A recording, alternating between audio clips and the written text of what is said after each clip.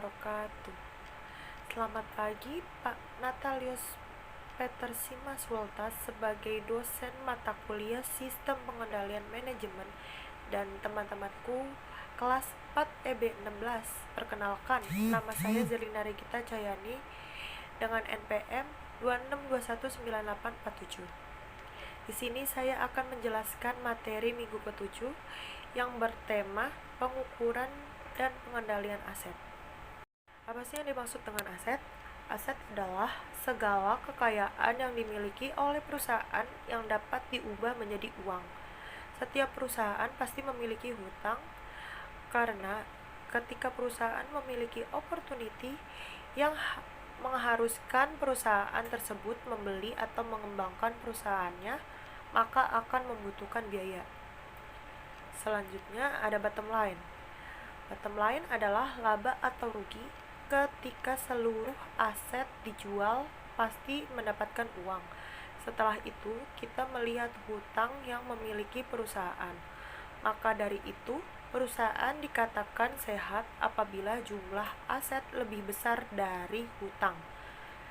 Terdapat 4 divisi area yang dibutuhkan dalam struktur organisasi perusahaan. Yang pertama ada HRD, yang kedua ada marketing, yang ketiga ada produksi, yang keempat ada keuangan. Jika ada laba yang menghasilkan, maka 4 area tersebut berjalan dengan baik. Ketika kita sudah mengetahui aset dan hutang pada perusahaan, kita juga harus mengetahui laba pada perusahaan tersebut. Contoh, berapa lama pabrik Honda memproduksi atau merakit 1 unit motor Beat. Jadi, pabrik Honda memproduksi atau merakit 1 unit motor Beat hanya membutuhkan waktu 3 menit untuk memproduksi 1 unit motor Beat. Maka dari itu, kita harus memanfaatkan harta kekayaan perusahaan kita dengan maksimal.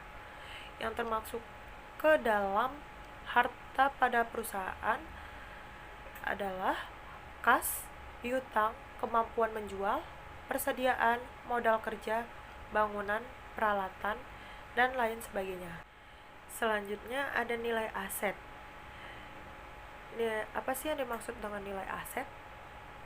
Nilai aset atau nilai buku adalah dari waktu ke waktu perusahaan harus dapat mengetahui nilai dari perusahaan tersebut.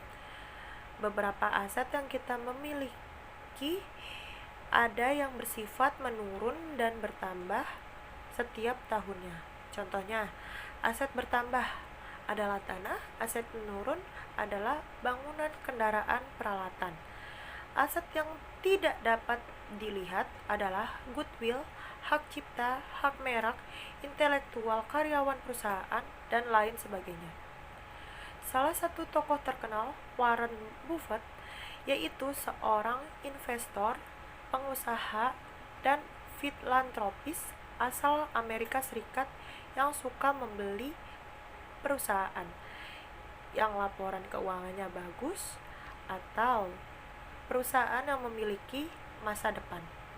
Lalu perusahaan yang telah ia beli masih tetap dipimpin oleh pemilik perusahaan sebelumnya, yang dimana Warren Buffett selaku pemilik perusahaan tersebut hanya menunggu profit yang dihasilkan oleh perusahaan tersebut yang masih di bawah kepemimpinan pemilik sebelumnya. Selanjutnya ada prinsip pemberian piutang. Terdapat 5 prinsip yang perlu diperhatikan dalam pemberian piutang. Yang pertama ada karakter. Karakter pemilik perusahaan mengajukan proposal kepada perusahaan kita harus berkarakter bagus. Yang kedua, kapasitas. Perusahaan tersebut mampu atau tidak untuk membayar. Yang ketiga, ada kapital.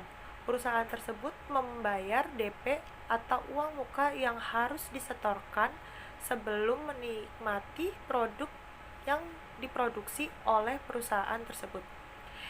Yang keempat, kolateral. Perusahaan membuat jaminan berupa sertifikat tanah, deposito, surat jaminan dari bank, dan lain-lain. Harus ada jaminan yang dimiliki calon piutang. Yang kelima, ada kondisi. Perusahaan hendaknya juga dinilai kondisi ekonomi sekarang dan untuk masa yang akan datang sesuai sektor masing-masing. Sekian dari penjelasan materi yang saya paparkan tadi. Kurang lebihnya mohon maaf apabila ada salah-salah kata. Wabillahi taufik walhidayah. Wassalamualaikum warahmatullahi wabarakatuh.